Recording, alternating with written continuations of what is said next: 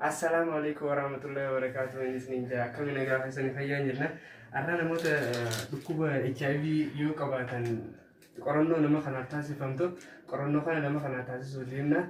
Saniifuu gizee dura qorannoo jalqabu yaanu meeshaan isaa kun hundinuu as keessa jira. Wanni kun anti-HIV testidha.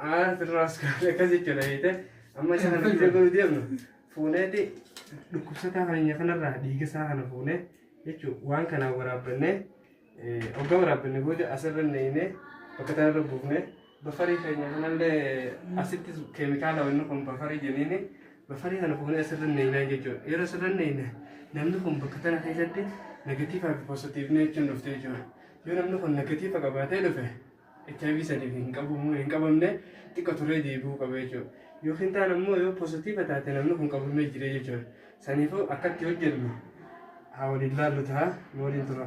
أتورا تشيكوري سنتين مالك جوان هم فوق في الدنيا.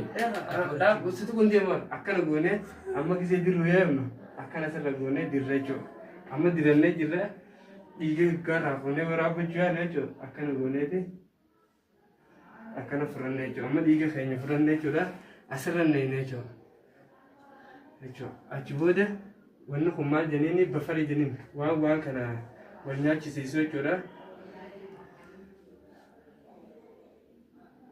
أكاسي tapi taruh terkeras guna